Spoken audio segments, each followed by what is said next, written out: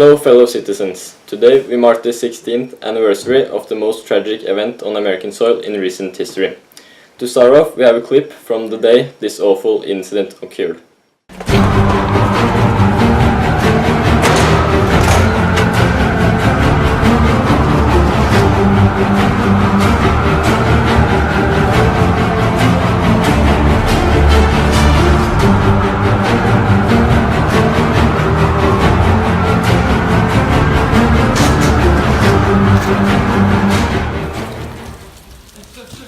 What happened? Can you tell me?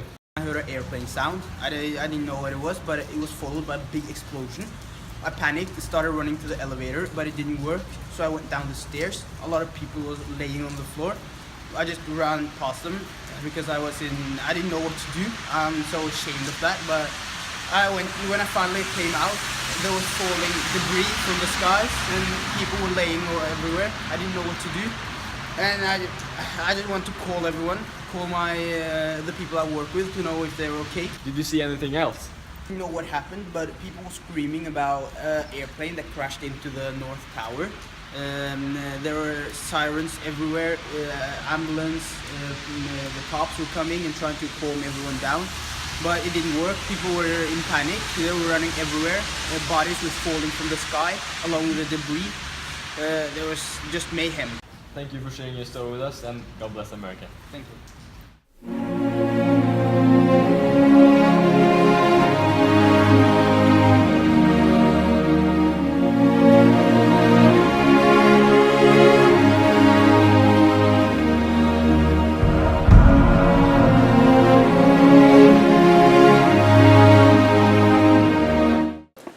There's been a lot of speculation whether it really was an Al-Qaeda operation or if all was set up by the US government led by George Bush.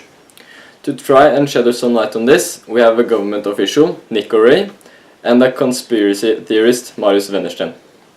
Mr. Ray, can you explain this? The impact holes in the Pentagon were much smaller than a commercial American Airlines plane.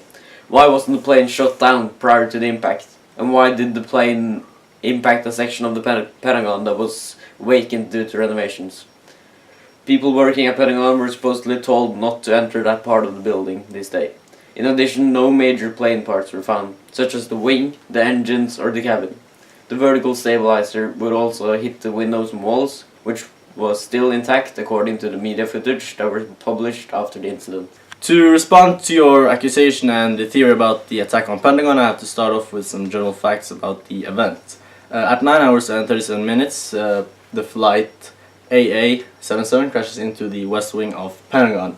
The plane flew at about 570 kilometers an hour right before the impact. This resulted in a huge explosion, and parts of the roof above the blast zone had collapsed, leaving an ash-like color to the facade.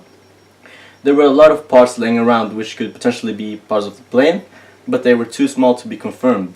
Due to the process of finding evidence and separate classified information and files, which were spread by the crash, we also had to confiscate footage simply because of safety measurements. First of all, the World Trade Center buildings were demolished by bombs. Phone calls from the planes were made up.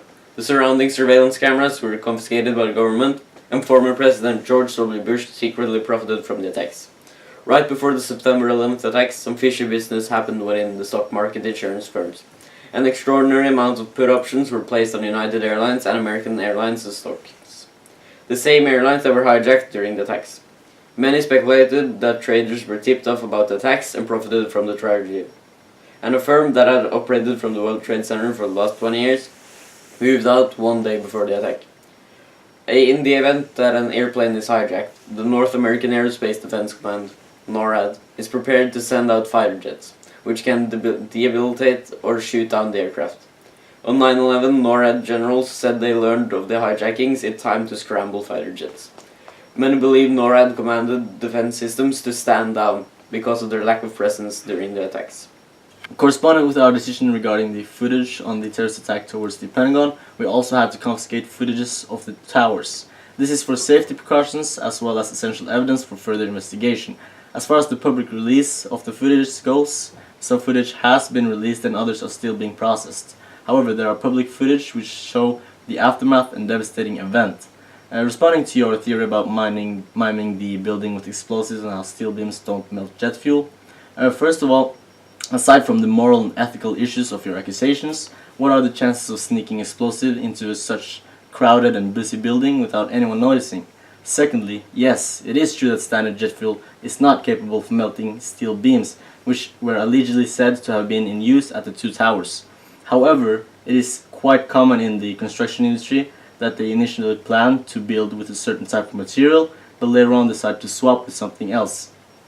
This may be perhaps for lowering the cost. As far as the NORAD command goes, there are no specific evidence of that command, and I'm sure that the general at the time made the right decision given the circumstances.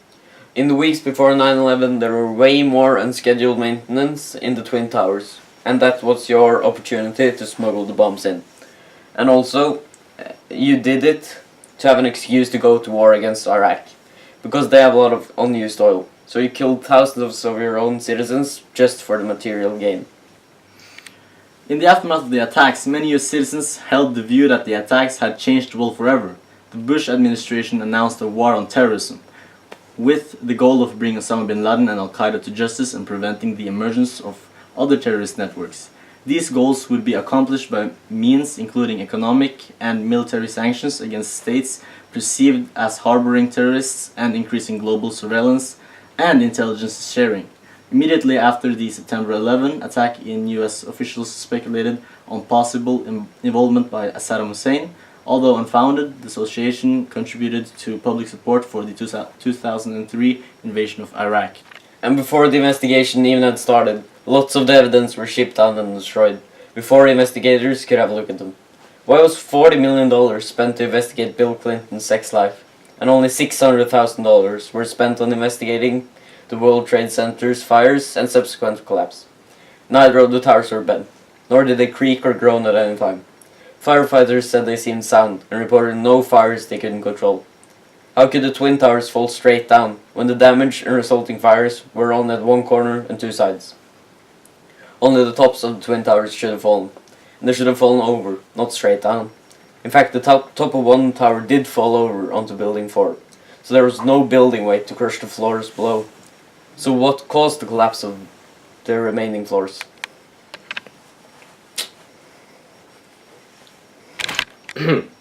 Okay, yeah, it seems like we have to end this segment here. Let's move over to some sports.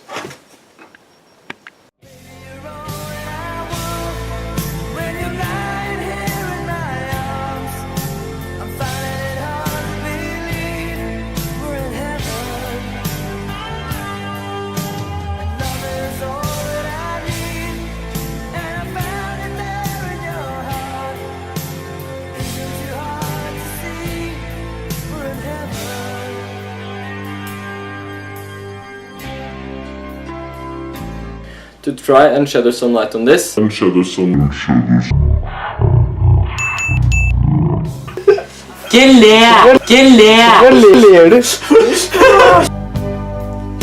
Accusations.